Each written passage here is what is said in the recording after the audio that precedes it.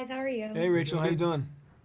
Doing great. So to start, as filmmakers, when you have a character who is slowly, like her body is slowly going through this degradation of not being able to move, what is the key to making sure each of the like transition between like scene to scene works so as a final product we see that as Mm. one smooth kind of motion?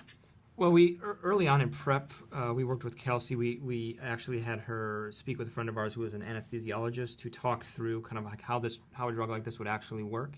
So it was all crafted out and planned ahead of time as to where she would be in her ability to move. And I mean that we talked extensively about that and had it all kind of plotted out per sequence, so that when we were on the day and we were shooting it, that there was no guesswork involved. There was no like where were we at? Like, trying to figure it out. It was very much like this is where you're at.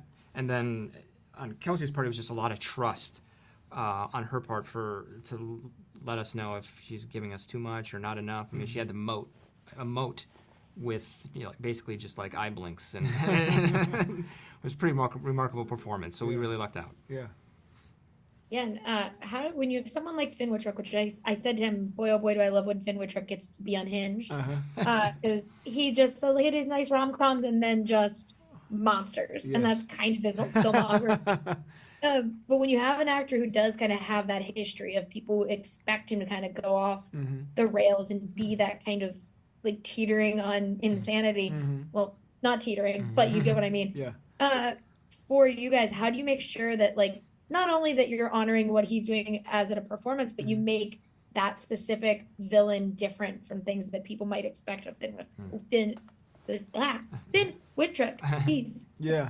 That's a good question. I mean, I think for people that aren't familiar with his filmography, they might see someone who's charming and who's warm. When we first meet him, he's empathetic, he's handsome. Mhm. So all those things can disarm you. And so we're hoping that if they're not familiar with his filmography, they might be charmed just the way that she is in that moment. For people that do know it, we're hoping we can also kind of pull the wool. Maybe they can watch this and go, all right, well, I don't know where this is going. And that was intentional with that first sequence when we first read it.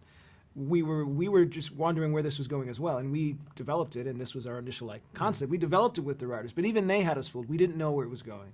So for people that want to see Finn in that role, we've got that for you. For people that are wondering whether or not he's gonna play a different kind of role, we're hoping that it's that little switch that happens is fun as well. So I think he gravitated to the role because of how many different characters he kind of masks he gets to wear in the film, and he's the type of actor that was always over there just mining the scene for something else that he could pull out, and it was really fun to watch him pull out those masks and be a different character in every single different I sequence. mean, he's kind of an actor in the movie, right? Because every scenario he gets into, he has to create a character to get out of this particular situation, and he can do it at the drop of a hat. So I would imagine, as an actor, it's fun to take on someone who is just improving his way through this entire crazy, bloody scenario. And so I think Finn just took the challenge and ran with it. Yeah, I love that. And you, for my last question, you made me think of this. I do like that now we have two serial killer movies this summer that are kind of like guys just trying to figure out how to get out of a situation. Is it Yes. this and Trap? Are these two guys who are like, Yeah. I have to act my way out of this? Yeah.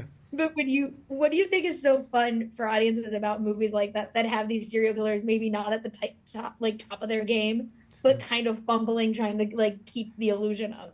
That's good. No, that's a great question because I've seen Trap, and the fun of it is watching this person try to wiggle themselves out of a tight situation. I think, we hadn't seen that film when we were making it, but when we Yeah. were watching other films for inspiration, I think the one film we loved was The Vanishing, Spoorloos, the original Danish. Is it Danish or Dutch? I think it might be Dutch. That film was a big inspiration because that killer was more frightening than a Jason or a Freddy or someone To us, yeah. in American Psycho for us because he was so human.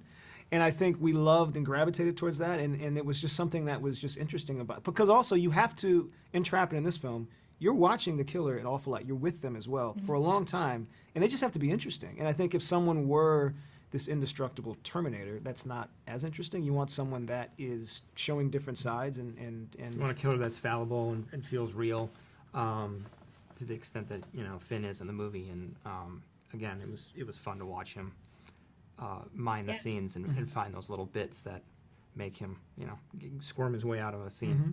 It's fun.